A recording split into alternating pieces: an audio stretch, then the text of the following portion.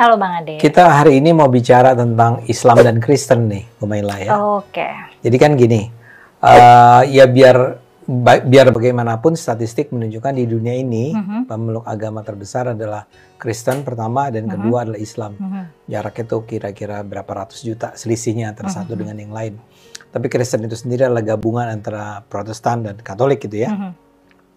Nah, buat saya ini menjadi sesuatu yang penting dan saya rasa buat banyak penonton juga menjadi sesuatu yang penting karena bukan saja ini dua agama yang terbesar ya, tapi juga dua agama yang punya hubungannya selama ini dianggap itu kadang jadi problematik gitu ya. Pernah ada perang yang luar biasa, ada bunuh-bunuhannya di Indonesia sendiri tahun 2000 awal ya, yang ada Ambon itu ya, Ambon di Poso dan seterusnya. Dalam kehidupan kita sehari-hari juga kita sering mendengar tuh ada persoalan-persoalan dalam hal hubungan antara Islam dan Kristen. Yang buktinya adalah ada gereja dilarang berdiri, mungkin juga di daerah yang mayoritas Kristen justru masjid yang dilarang berdiri, ada pelarangan pengucapan Selamat Natal, bla bla bla bla ya. Nah, Humaila adalah orang yang mempelajari Al-Quran, hadis selama bertahun-tahun. Saya ingin tanya nih, saya mulai dari pertanyaan yang paling basic aja.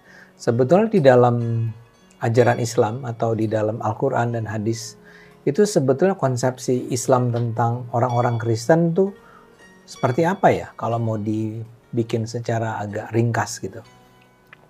Secara kronologis kan memang Kristen itu lebih dulu beberapa abad sebelum Islam ya. Jadi di dalam literatur kekristenan itu tidak membahas tentang Islam, tapi di teks suci keislaman di Quran, di kitab suci itu ada bahas tentang kekristenan. Gitu. Dan sebagaimana Muslim pada umumnya,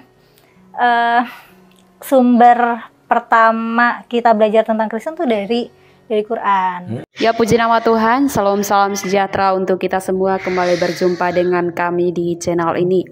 Saudaraku, pada kesempatan ini kami akan membagikan sebuah video diskusi antara Ade Armando dan juga Humaila. Ya, seperti video yang sudah kita saksikan sepintas bahwa mereka akan membahas akan kedua agama yaitu Kristen dan Islam, yang dimana kita tahu bersama bahwa kedua agama ini sangat berseteru, artinya mereka tidak saling cocok. Oleh sebab itu, saudaraku, inilah pendapat Humaila dan juga Ade Armando tentang dua agama ini. Penasaran dengan video selengkapnya? Mari kita lanjutkan video berikut ini. Ada bahas tentang misalnya Tuhan yang tiga gitu, Trinitasnya Kristen. Ada bahas juga tentang Tuhan. Jadi kayak Tuhan tuh mempertanyakan Nabi Isa, emang kamu sama ibu menyebut kamu, diri kamu. Maksudnya kamu itu ke Nabi Isa gitu. Emang kamu sama ibu kamu itu mengangkat diri jadi Tuhan gitu, selain Allah, atau ya hal-hal kayak gitu yang dijawab nggak sama Nabi Isa? Enggak, Nabi Isa tuh dibilang dia manusia biasa, dia nabi. Jadi udah gitu juga soal Injil kali ya. Jadi kan kalau kita memahaminya, Quran itu adalah kalam ilahi yang diturunkan melalui Jibril kepada Nabi Muhammad. Nah, jadi kita memahaminya Injil itu juga adalah kalam ilahi yang diturunkan Tuhan kepada Nabi Isa gitu.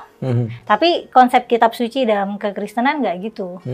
Iya, memang ada penulisnya gitu. Nah, para rasul ya.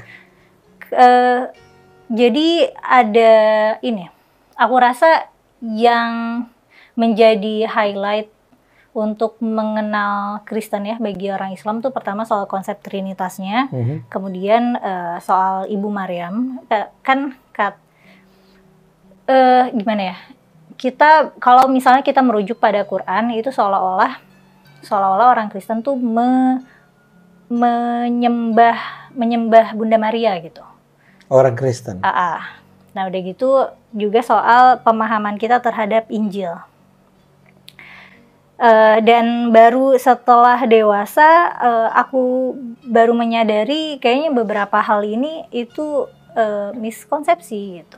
Karena konsep Trinitas yang orang Islam bayangkan tidak begitu kerangka teologisnya di orang Kristen gitu. Kita kan Gimana? mikirnya 3 Tuhan. Nah, aku nggak bisa berbicara panjang lebar tentang teologi kekristenan ya. Tapi sebenarnya Trinitas itu bukan berarti Tuhannya 3 gitu. Iya.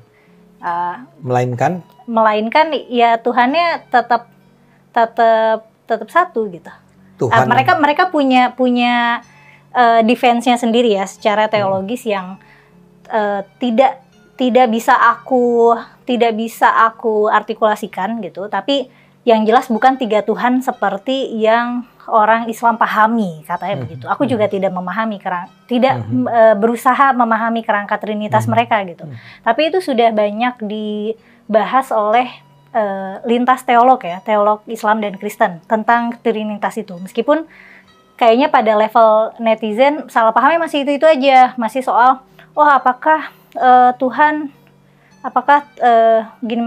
masa Tuhan itu manusia, masa Tuhan itu dilahirkan, masa Tuhan bisa makan, masih kayak gitu perdebatannya gitu. Padahal kalau misalnya bagi orang Kristen ya itu nggak apa-apa. Memang Tuhannya itu, aduh aku nggak bisa nih, aku tidak bisa jadi ini aku kayak jadi apologet Kristen gitu.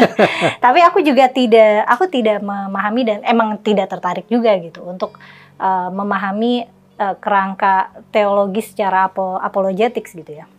Tapi mereka berbeda pendapat soal itu. Jadi apa yang Muslim pahami tentang Kristen itu kan bersumber dari Quran. Padahal harusnya kita kalau mau memahami kekristenan sumbernya dari referensi kekristenan gitu. Nah, menurut aku sumber salah pahamnya tuh itu karena kita mengambil sumber-sumber keislaman gitu. Oke, saya mulai dari yang Al-Quran dulu. Coba tolong ceritakan nih. Kalau dalam Al-Quran sendiri, Kristen itu digambarkan sebagai apa?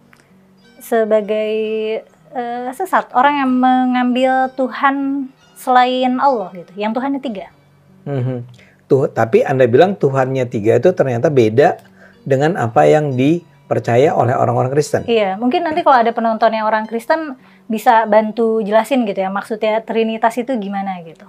Nah, tapi di dalam Islam Trinitasnya itu apa? Ya itu ada Tuhan ya, jadi kayak Tuhan Bapak, Tuhan Ibu sama Tuhan Anak gitu lah. Nah, masalahnya adalah ini dari apa yang saya ketahui ya, Trinitasnya Kristen itu nggak ada Tuhan Ibu, kan ada yang Rohul Kudus, ya. Jadi apa yang dikatakan oleh Kumaila bahwa Islam itu mengajarkan Kristen sebagai sebuah agama yang Anda menyebut kata sesat tadi ya? Iya. Ya, semacam sesat. Padahal yang dikritik itu bukan sesuatu yang diyakini oleh Kristen, jadi nggak valid dong. Itu juga masalah. Itu juga kalau Bang Ade ingat waktu kita ngomongin Yahudi, kan ada tuh suatu tuduhan di Quran yang bilangnya ini nih orang Yahudi nyembah Uzair gitu. Uzair ibnullah, nyembah Uzair sebagai anak Allah. Ya, faktanya orang Yahudi sekarang tidak menyembah Uzair sebagai anak Allah. Itu adalah sekte Yahudi minoritas yang sekarang udah punah gitu. Nah, orang Islam menurut Kumaila sebaiknya menafsirkan adanya kesalahan semacam itu bagaimana? Apakah itu artinya, kalau gitu selama ini ajaran Islam tentang Kristen itu salah? Kan gini ya, agama ini kan sudah berlangsung lama ya, sudah ribuan tahun gitu, sudah 1000-2000-an tahun, dan Quran itu kan terikat pada konteks dan tempatnya gitu. Kita nggak tahu yang dimaksud di dalam ayat itu apakah kekristenan secara menyeluruh gitu sepanjang masa yang mengikat dan absolut, atau memang mengarah pada sekte tertentu gitu, kayak ayat yang ngomongin tentang Yahudi yang menyembah Uzair gitu. Oke. Itu mungkin sebuah cara penjelasan yang lebih bisa menenteramkan orang-orang Islam ya. Artinya gini, buat para penonton yang barangkali masih bingung pembicaraan kita jalannya seperti apa.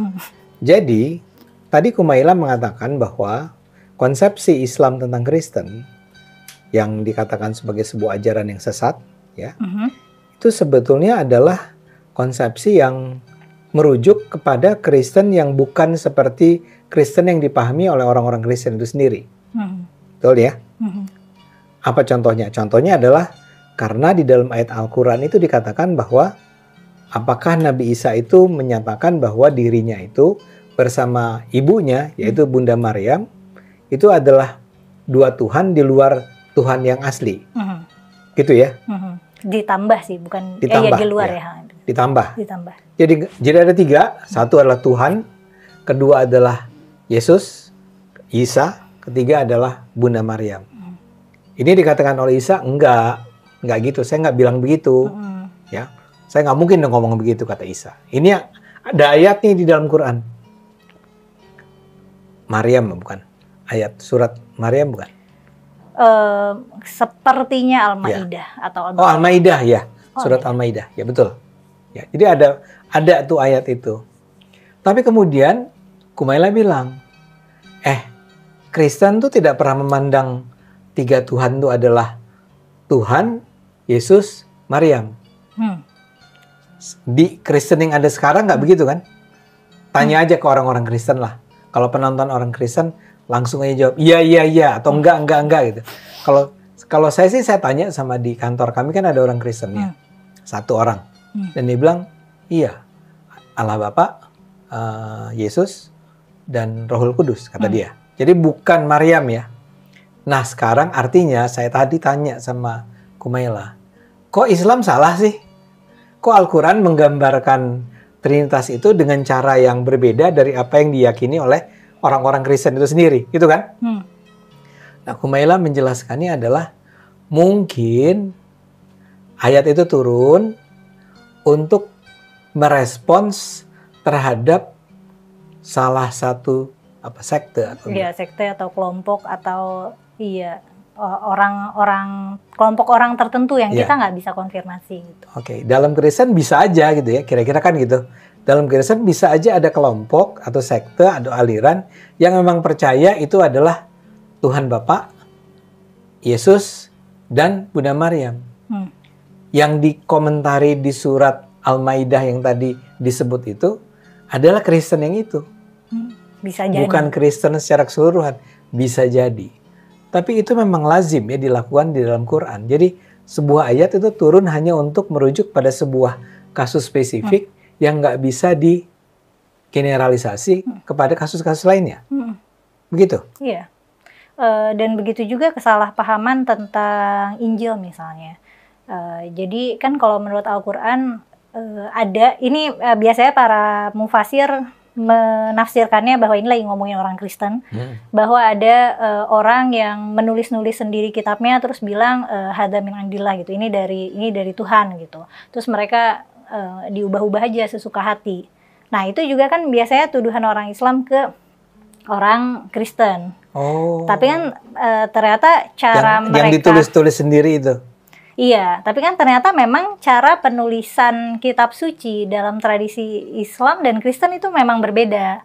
Mereka misalnya mereka punya catatan-catatan, terus mereka kompilasi, dan yang namanya penggubahan bahasa itu biasa, atau revisi karena perubahan linguistik itu juga biasa gitu. Nah itu kan tidak ada dalam tradisi Islam. Dalam tradisi Islam Al-Quran tidak boleh berubah meskipun orang Arab yang native itu sudah tidak bisa memahami Quran sepenuhnya secara literal gitu, meskipun itu udah jadi bahasa yang relatif kuno, teksnya nggak boleh diubah.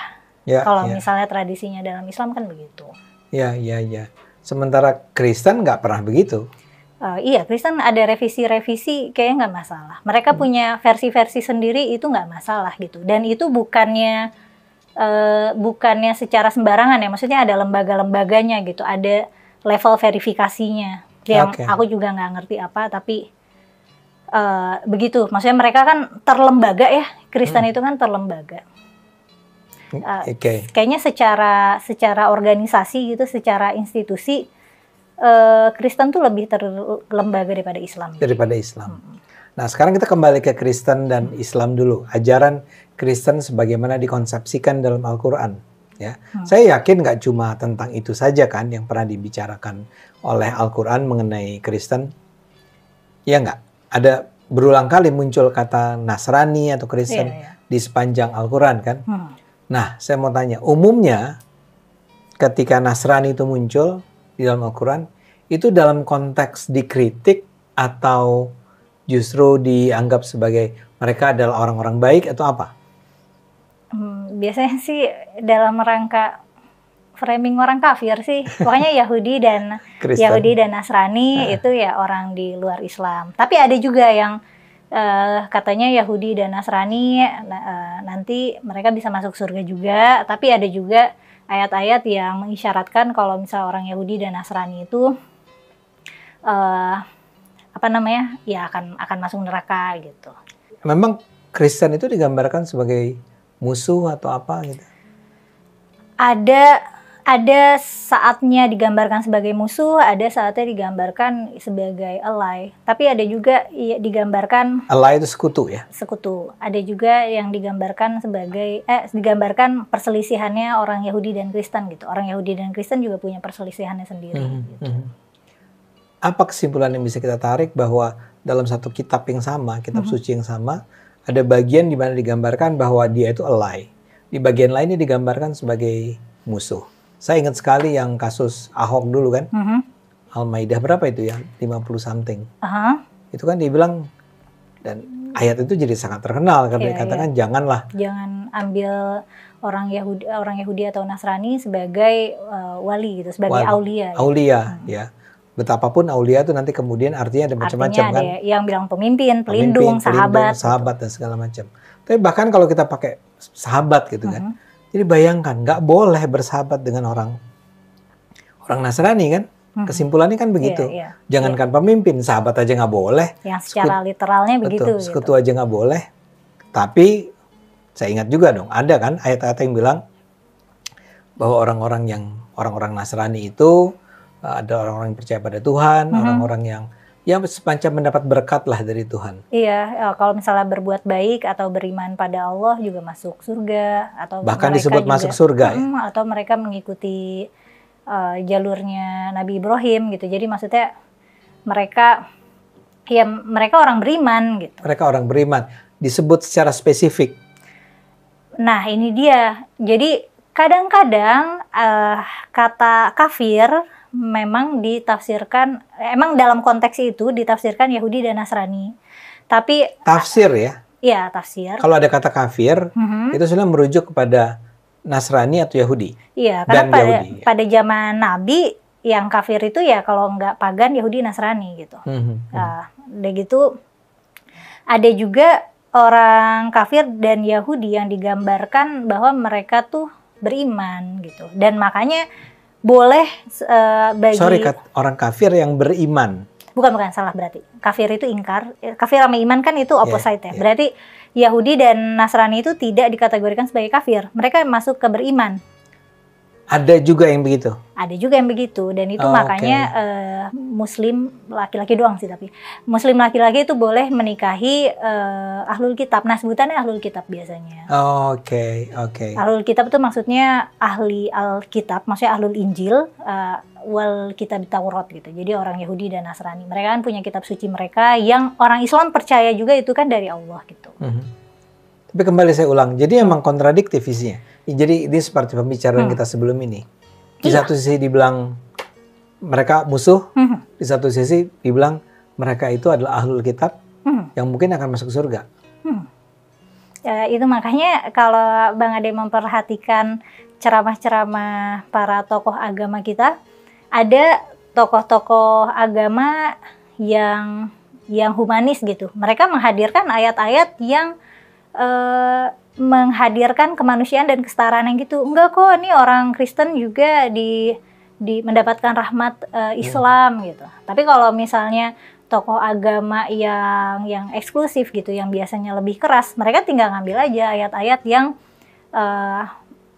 membuat narasi permusuhan antara Islam dan Kristen gitu. Dan dua-dua itu tersedia. Dan ada studi kasusnya juga, maksudnya ada contoh sejarahnya juga gitu. Karena Muslim pernah ada konflik sama orang Kristen ya pernah.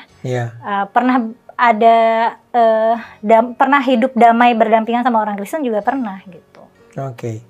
Tapi kenapa ya Kumaila, kita ingat karena Anda menyebut nih barusan konflik-konflik antara dua agama besar ini. Saya tentu aja harus langsung menyebut perang salib. Oke. Ya. Besar sekali kan, itu berabad-abad kalau nggak salah terjadinya perang tersebut. Tapi di Indonesia kembali tahun 2000-an awal itu di Ambon terjadi, di Poso terjadi, dan sampai sekarang ada semacam penolakan terhadap pendirian rumah ibadah Kristen. Iya, itu kayak banyak banget di mana-mana ya kasus itu. Itu pertanyaan saya. Menurut Anda itu kenapa? Sementara Anda bilang sebetulnya ada ayat-ayat yang bilang bahwa sebaliknya kan? Menurut keterbatasan pengamatanku sih dari penceramah-penceramahnya ya. Maksudnya penceramah-penceramahnya yang memprovokasi. Kenapa penceramah-penceramah itu memprovokasi menurut Anda? Karena mereka, ya, jadi gini, aku melihatnya tuh orang beragama tuh sebenarnya sedang projecting. Mereka mirroring ketakutan mereka atau harapan mereka.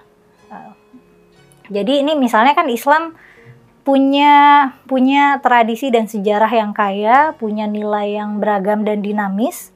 Nah terus aku misalnya kanvasnya aku tuh adalah orang yang rasis dan sebagainya. Aku akan ambil teks-teks Islam yang mendukung sikap aku yang emang udah ada dari sananya, gitu. Terus udah dari sananya? Aku bukan udah dari sana. Aku punya kecenderungan untuk melakukan diskriminasi dan sebagainya. Maka dari itu aku mencari teks suci untuk mendukung sikap aku. Tapi kenapa mereka jadi yang kuat?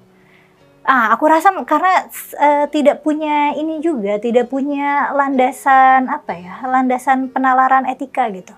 Kayak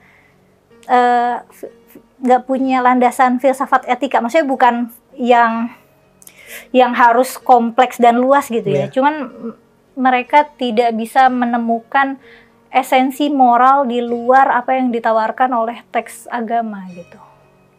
Bahkan ketika teks agamanya sebenarnya ada menawarkan landasan etika moral itu. Tapi ya kurang banyak didakwahkan. Yang aku lebih sering dengar didakwahkan justru yang kasar-kasar, yang bermusuhan.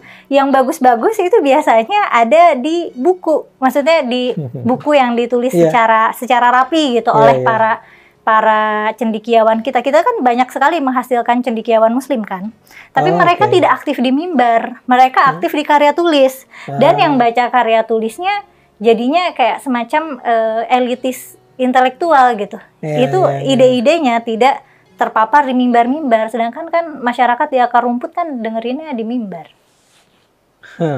Nah, yang bahan ceramah yang di mimbar seringnya kan itu recycled. Kalau Bang Ade perhatikan khotbah-khotbah di mimbar tuh seringkali sama tiap tahun, sering nemuin materi ceramah yang sama kan. Jadi kayak seolah nggak usah setiap tahun. Kalau sholat Jumat itu lagi. Kita sekali di tempat A, nanti ada di tempat C, nanti ada di tempat G, kurang lebih sama isinya. Makanya banyak orang tidur. Karena udah tahu. Udah tahu isinya, nggak penting. Nggak, maksud saya nggak penting buat orang yang hadir dan tidur itu. Dia tidak, wow ini sesuatu yang mencerahkan, nggak gitu kan? Karena inovasi dakwah, inovasi pemikiran ternyata tidak terjadi di kultur mimbar. Terjadinya ya di buku-buku, di karya-karya atau di kampus-kampus yang mana ide-ide itu tidak tersentuh ke bawah. Sekalinya tersentuh ke bawah rame, kontroversi apa gitu. Ada yang membahas Al-Quran dengan apa gitu. Jadi mungkin aku nggak tahu ya, gap literasi juga sepertinya nyata. Gini loh, Kumail, Anda sendiri adalah orang yang bahkan sampai menempuh pendidikan tinggi tentang tafsir kan? Anda bisa jelaskan nggak kenapa kaum intelektual ini akhirnya nggak berdiri di mimbar-mimbar? Bisa jadi karena takut. Karena melihat banyaknya orang yang bilang aku tuh berani, atau kayak sebenarnya banyak nih yang mikir kayak Kumaila tapi takut, banyak yang bilang gitu. Jadi aku berasumsi sepertinya takut. Kenapa takut? Karena kan pembelajar itu tidak sama dengan komunikator, itu kan dua hal yang berbeda gitu. Ya, tapi maksud saya gini, di perguruan tinggi ilmu Islam itu, tidakkah juga diajarkan tentang how to communicate? Tidakkah diajarkan tentang bagaimana berdakwah? Dan dari perguruan tinggi, di perguruan tinggi itu dilakukan kajian yang sangat mendalam terhadap agama. Apa yang tadi disampaikan oleh Kumaila tadi adalah bukan sesuatu yang baru, pasti bukan pada orang-orang yang berada di lingkungan perguruan tinggi kan. Dia belajar, dan dia belajar tentang how to deliver the message. Menyampaikan pesan kepada halayak. Kenapa kombinasi ini tidak terwujud dalam bentuk bahwa para pemikir dari perguruan tinggi tersebut turun, datang ke mimbar-mimbar Jumat, ke pengajian-pengajian, dan mengajarkan itu semua. Apa yang terjadi sebetulnya menurut Anda? Iya, menarik banget pertanyaan Bang Ade. Orang yang secara formal belajar dakwah justru nggak turun dakwah ya? Iya. Sepertinya karena kaderisasi dakwah itu sendiri. Maksudnya demand pendengar, demand publik itu tidak mementingkan kualifikasi. Kita masih mementingkan hal-hal yang superficial seperti misalnya tampilan atau dia lucu nggak, penceramahnya lucu nggak kan? Kalau lucu dia lebih populer, rame. Udah gitu harus kelihatan kayak ustadz-ustadz gitu, pakai pakaian tradisional Arab, ngomong dengan logat Arab, itu lebih bisa dihormati. Apalagi bawa titel-titel artificial juga, seperti misalnya titel Habib atau Gus, itu lebih penting daripada misalnya titel sarjana atau doktor gitu. Itu kan lebih didengerin. Dan itu juga terjadi di lembaga-lembaga media massa misalnya.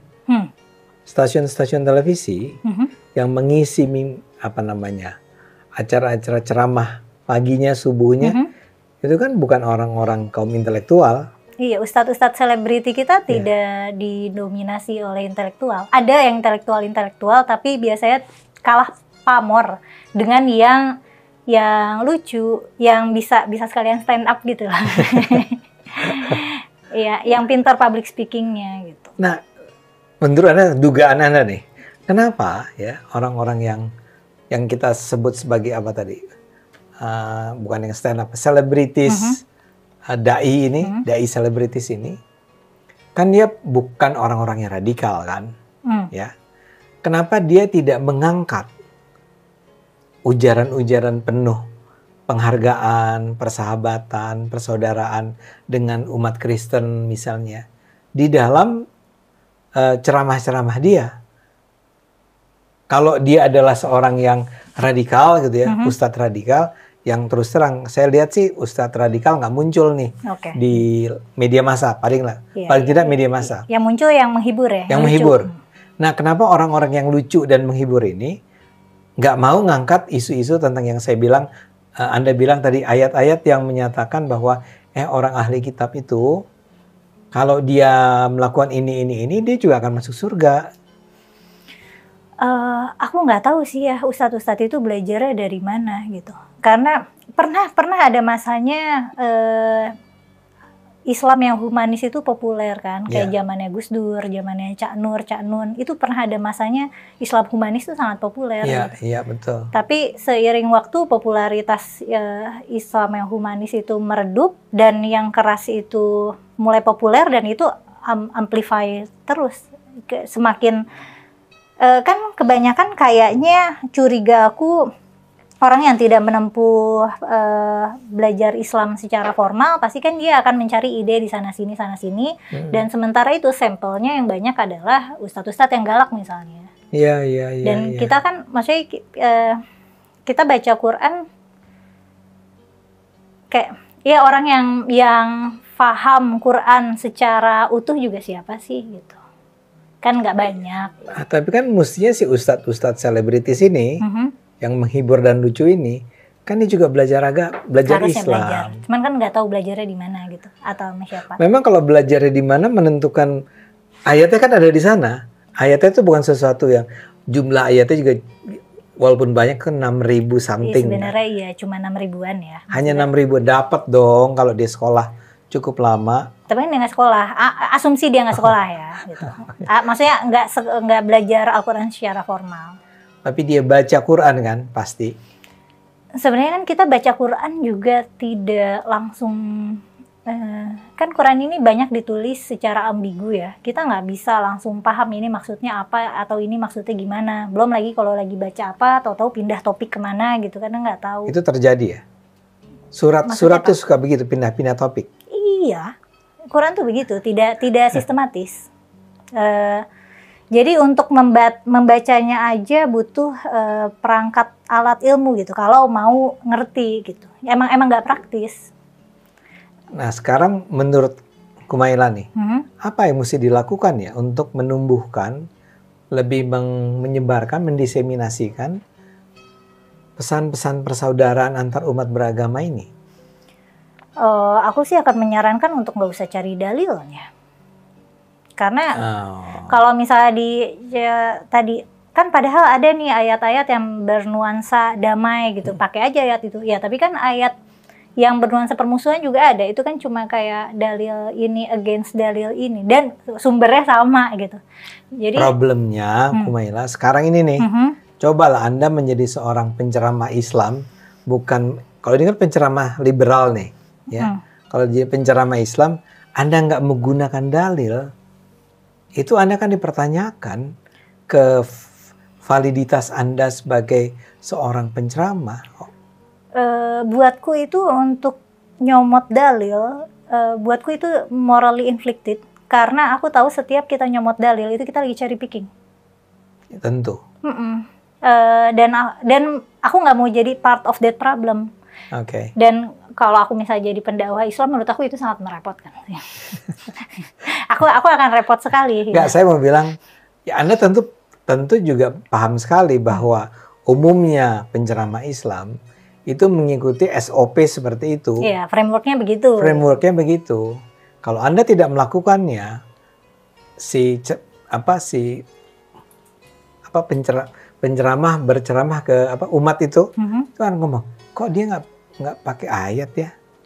Kadang-kadang komen channel ini juga gitu, kok nggak ngomongin Quran tapi nggak ngutip ayat sama sekali gitu. Iya, itu memang dengan sengaja kita tidak merujuk kepada ayat manapun kan. Walaupun kan kadang-kadang saya merasa perlu untuk menunjukkan bahwa itu emang ada loh dalam Al-Quran misalnya begitu kan. Kayak tadi tuh, memang ada dalam Al-Quran Al-Maidah yang bilang bahwa jangan pilih orang Kristen sebagai sahabatmu kan. Itu ada, yang penting adalah penafsirannya kan. Saya cuma membayangkan betapa sulitnya ya sebetulnya upaya kita untuk membangun hubungan yang baik. Saya tuh ingin mengatakan kepada teman-teman Islam, we are not supposed. Kita tidak layak memperlakukan orang non-Islam itu sebagai bukan saudara gitu loh. Apalagi sebagai musuh. Sebagai orang yang harus kita hindari. Tapi kalau suasananya seperti, kondisinya seperti yang Anda gambarkan, memang tidak mudah dong. Iya, waktu pas lagi musim Ahok balik di demo kan yang ayat itu kan populer. Para ustadz-ustadz kita berupaya menafsirkan kata aulia itu, kata wali itu apa gitu. Enggak kok, sebenarnya boleh jadi pemimpin, tapi apa? Itu adalah diskursus yang panjang dan banyak yang padahal sebenarnya bisa kita kesampingkan dengan nalar bahwa kita adalah manusia yang setara, yang sama berhak gitu. Jadi kitab sucinya di hold aja dulu. Atau di hold aja terus kalau misalnya emang itu bikin perpecahan yang nggak perlu. Iya. Masalahnya ada banyak, sampai saat ini paling tidak banyak orang yang mengatakan kata Qur'annya apa. Orang menganggap Al-Quran gitu, menganggap kitab suci adalah solusi segala masalah gitu. Quran ini sudah lengkap, dia sempurna menyediakan solusi terhadap masalah. Tapi kan faktanya enggak. Quran itu enggak lengkap dan tidak menyediakan solusi bagi segala masalah gitu. Dalam beberapa konteks malah menimbulkan masalah baru gitu. Iya. Aku rasa kita harus punya kerendahan hati itu sih untuk mengakui bahwa dunia semakin kompleks dan Quran tidak lengkap dan tidak menyelesaikan segala masalah gitu. Sebagai pedoman moral barangkali bisa kita pakai gitu ya.